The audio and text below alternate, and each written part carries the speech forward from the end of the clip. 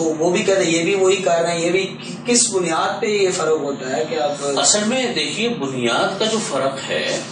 وہ فرق ان کے اصل کانسیپٹ پہ فرق ہے. بظاہر منافع کی شرح، اصل میں ایک کانسیپٹ اور بھی ہمارے ہاں لوگوں کا ہے کہ لوگ یہ سمجھتے ہیں کہ اسلامی بینکاری جو ہے یہ کوئی خیراتی ادارہ کھل گیا. یاد رکھیں اسلامی بینکاری کوئی خیراتی ادارہ نہیں ہے، یہ بالکل ایک تجارتی ادارہ ہے اور بالکل اسی طریقے سے تجارت کرتا ہے جیسے ایک بزنس مین تجارت کرتا ہے. ایک تجارتی کمپنیاں تجارت کرتی ہیں، اس طریقے سے تجارت کرتے اس طرح منافع کماتا ہے. تو اسلامی بینک جب اپنے جو منافع دیتے ہیں وہ منافع، یہ اسلامی بینکوں میں اور سودی بینکوں میں بڑا زمین آسمان کا فرق ہے.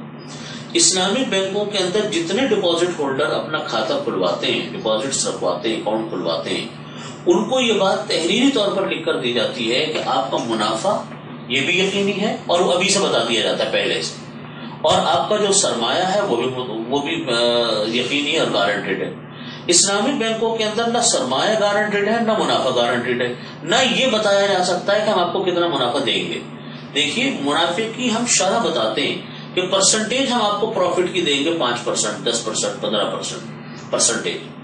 لیکن ہم متعین کر کے نہیں بتا سکتے کہ وہ منافع کتنا ہوگا، اس کتنے منافع کا اور اس میں سے ہم آپ کو 10% دے دیں گے. تو ایک بہت بڑا فرق یہ ہوتا ہے. اور دوسرا فرق یہ ہے کہ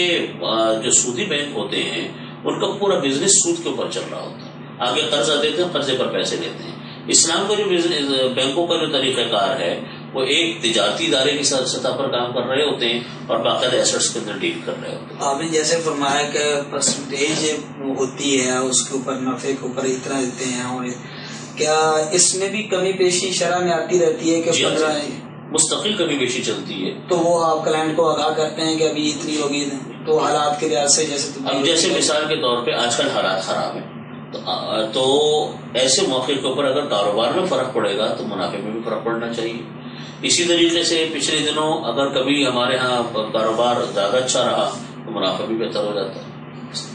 تو آگے ایک اور بات میں یہ پوچھنا چاہ رہا ہوں کہ شریعہ ایڈوائزر کا اسلامی بینک میں کیا کردار ہوتا ہے، اور اس شریعہ ایڈوائزر کو کتنی اہمیت دی جاتی ہے، اور کیا بینک کی ہائر ایڈوائزیشن کو چیک کرتا ہے، دیکھتا ہے؟ کیا اگر ایک شریعہ ایڈوائزر ہے پورے پاکستان میں، اب برانچ تو اس کی سینکڑوں پورے پاکستان میں، تو ہر برانچ کی یہ پرابلم کو کیسے وہ دیکھتا ہے، کس طرح؟ اصل میں شریعہ ایڈوائزر کا کام بڑا اہم نوعیت کا ہے. سب سے پہلی بات تو یہ سمجھتے کہ شریعہ ایڈوائزر کا کام صرف بینکنگ کی ٹرانزیکشنز کو چیک کرنا ہوتا ہے شریعہ حوالے سے، اور بینکوں کی جو پروڈکٹس ہیں ان کو دیکھنا ہوتا ہے، مینول کو دیکھنا ہوتا ہے. تو شریعہ ایڈوائزر تمام آپریشنز کو جو کہ شریعہ سے ریلیٹڈ ہوتے ہیں ان کو چیک کرتے ہیں. دوسری بات یہ کہ شریعہ ایڈوائزر کو اسٹیٹ بینک نے کی طرف سے اور گورنمنٹ آف پاکستان کی طرف سے اختیارات بہت ہیں. شریعہ ایڈوائزر براہ راست پریزیڈنٹ کو اور بورڈ آف ڈائریکٹر کو رپورٹ کرتا ہے، وہ کسی نیچے کے عملے کا ماتحت نہیں ہوتا. اسی طریقے سے جو شریعہ ایڈوائزر ہے وہ ہر چیز کے اوپر اپنا، اگر کوئی شریعہ کے خلاف کوئی وہ کام دیکھ رہا ہے تو وہ اس کے اوپر پوری مکمل طرح سے ایکشن لے سکتا ہے، اس کو رکوا سکتا ہے، بائی لا رکوا سکتا ہے. ہر ٹرانزیکشن کو دیکھنا اس کی ذمہ داری، ہر ٹرانزیکشن کو دیکھنا تو ممکن نہیں ہوتا، لیکن آڈٹ کرنا، اس کی نگرانی رکھنا، اس کا سسٹم بنانا یہ شریعہ ایڈوائزر کی ذمہ داری ہے. اسی لیے اسٹیٹ بینک نے یہ بات لازم قرار دی ہے تمام اس بینکوں کے اوپر کہ وہ اپنے ہاں پورا ایک شریعہ ڈپارٹمنٹ بنائیں، اور شریعہ ڈپارٹمنٹ جتنا بڑا بینک ہوگا اتنا بڑا شریعہ ڈپارٹمنٹ ہوگا. تمام برانچوں کو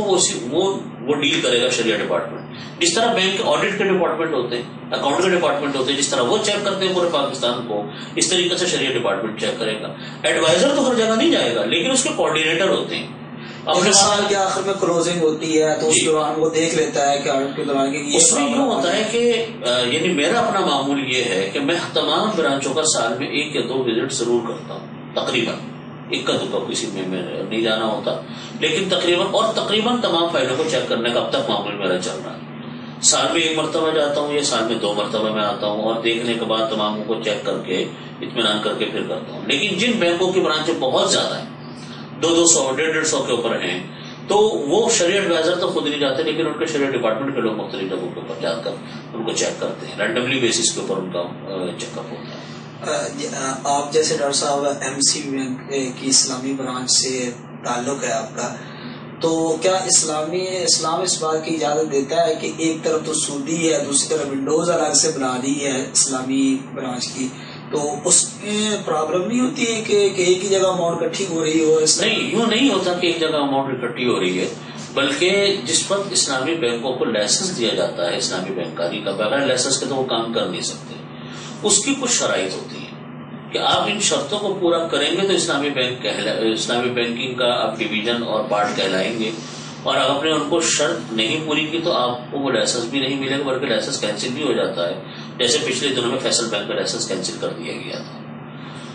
اسلامی بینک کو اگر آپ یوں سمجھیں کہ یہ ڈویژن جو ہے نام اس کا ڈویژن ہے، لیکن در حقیقت یہ bank with in a bank ہے، لیکن حقیقت یہ کہ bank with in a bank ہوتا ہے، بینک کے اندر ایک بینک ہے، یعنی ان کے ڈپازٹس، ان کے اکاؤنٹس، ان کی بیلنس شیٹ، ان کا اسٹاف، ان کی بلڈنگ، یہ سب سیپریٹ ہونی ضروری ہے، اور ان کے پیسہ ان کے پیسوں کے ساتھ مکس اپ نہیں ہوگا، بالکل دونوں الگ الگ چلتے رہیں گے۔ اور دوسرا اس میں یہ ہے کہ یہ ایک آپ واضح فرما دیں کہ اسلامی بینکوں میں کیا ہر کوئی اپنا اکاؤنٹ کھلوا سکتا ہے، یا اس میں یہ آپ دیکھتے ہیں کہ یہ اکاؤنٹ کھلوانا جو چاہ رہا ہے شخص، کیا اس کی آمدنی حرام ہے یا حلال ہے؟ حرام آمدنی سے مراد اس کا کام ہی سارا سودی چل رہا ہے، ساری اس کی کمپنی اس کے اوپر ڈپینڈ کرتی ہے کہ سودی ہی کام ہے، تو کیا ایسے شخص کو بھی آپ اجازت دیتے ہیں کہ آپ اکاؤنٹ کھلوا لیں؟ اگر کوئی ایسا معاملہ لے کے آیا تو آپ ایسا کوئی واقعہ پیش آیا ہے کہ آپ نے اس کو ریجیکٹ کر دیا ہو؟ نہیں، اس میں ہم عام ڈپازٹ ہولڈروں کی جب کوئی اکاؤنٹ کھلوانے آتا ہے تو اس کی کھوج لگانے تو ہماری ذمہ داری ہے بھی نہیں، اور نہ ہم اس ذمہ داری کو کر سکتے ہیں، نہ ہم مکلف ہیں شرعاً۔ اس کی مثال ایسے ہے کہ جیسے آپ دکاندار سے یہ کہیں کہ بھائی جو بھی تمہارے پاس پیسہ لے کر آئے مال خریدنے کے لیے، تم اس سے معلوم کرو کہ تم نے حلال کمایا کہ حرام کمایا۔ مسجد مدرسے میں جو کوئی انسان